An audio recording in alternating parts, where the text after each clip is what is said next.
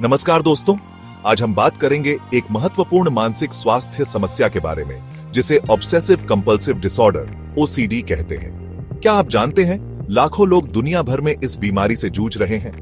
OCD एक मानसिक विकार है जिसमें व्यक्ति को बार बार अनचाहे विचार, भावनाएं या संवेदनाएं ऑब्सेशंस आती हैं और वह इनसे निपटने के लिए बार बार कुछ व्यवहार कंपल्शंस दोहराता है।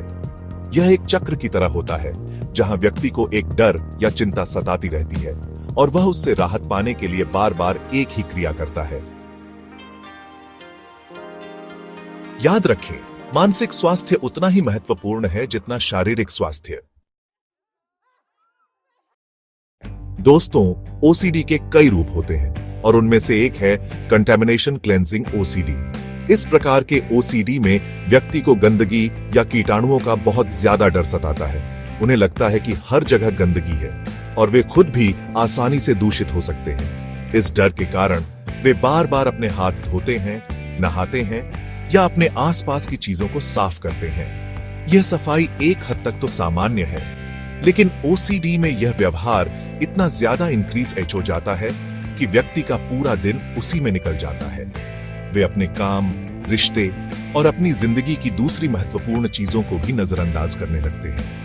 उन्हें लगता है कि अगर उन्होंने सफाई नहीं की तो कुछ बहुत बुरा हो जाएगा, कोई बीमार हो जाएगा या कोई अनहोनी हो जाएगी। यह डर उन्हें अंदर ही अंदर खाए जाता है और वे इस चक्र से बाहर नहीं निकल पाते। मिसाल के तौर पर, अगर कोई व्यक्ति बार बार हाथ धो रहा है तो हो सकता है कि उसके हाथ रूखे और फटे हुए हों, लेकिन फिर भी वह धोता रहेगा क्योंकि उसे डर है कि अगर उसने हाथ नहीं धोए तो वो पेशेंट बीमार हो जाएगा।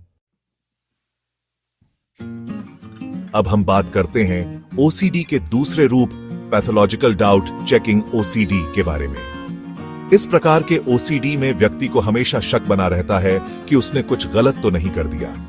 उसे डर लगा रहता है कि कहीं उसकी वजह से कोई नुकसान न हो जाए। यह शक कई तरह से सामने आ सकता है, जैसे कि बार बार चेक करना कि दरवाजा बंद है या नहीं, गैस बंद है या नहीं, या फिर कोई काम करते समय बार बार यह सुनिश्चित करना कि कहीं कोई गलती तो नहीं हो गई।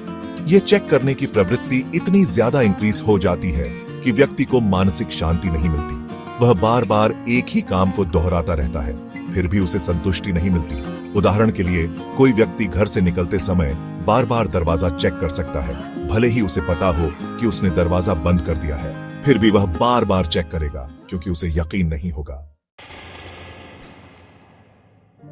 चैप्टर 3, नीड फॉर सिमेट्री, सब कुछ क्रम में रखने की जरूरत। दोस्तों, ओसीडी का एक रूप है नीड फॉर सिमेट्री, जहां व्यक्ति को हर चीज एकदम सही और व्यवस्थित चाहिए होती है।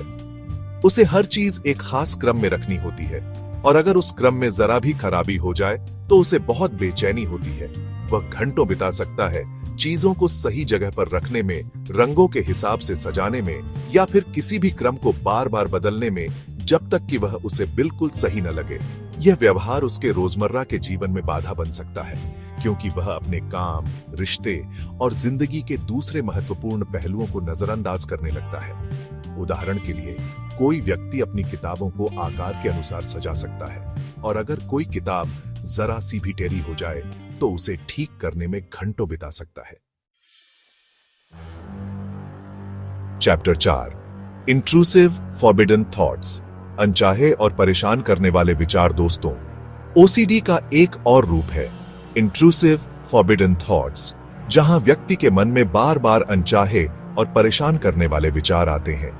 ये विचार अक्सर हिंसक, यौनिक या धार्मिक प्रवृत्ति के होते हैं और व्यक्ति को बहुत शर्मिंदगी और डर का अनुभव कराते हैं। महत्वपूर्ण बात यह है कि ये विचार खुद व्यक्ति के नहीं होते, बल्कि उसके मन में जबरदस्ती आते हैं। वह इन विचारों को रोकने की बहुत कोशिश करता है, लेकिन जितना ज्यादा वह रोकने की कोशिश करता है, उतना ही ज्यादा ये विचार उसे सताते हैं।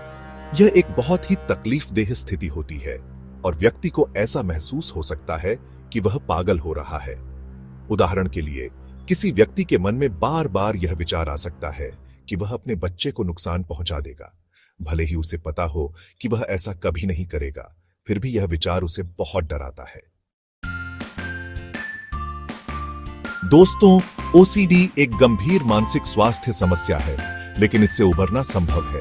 अगर आपको लगता है कि आप या आपके कोई जानने वाले ओसीडी से पीड़ित हैं, तो कृपया किसी मनोचिकित्सक से सलाह लें। समय पर इलाज मिलने से आप इस बीमारी पर काबू पा सकते हैं और खुशहाल जीवन जी सकते हैं। याद रखें, आप अकेले नहीं हैं और मदद हमेशा उपलब्ध है। डिस्क्लेमर, यह सामग्री केवल जानकारी और शैक्षिक उद्देश्यों के लिए है और यह पेशेवर चिकित्सा सलाह का विकल्प नहीं है।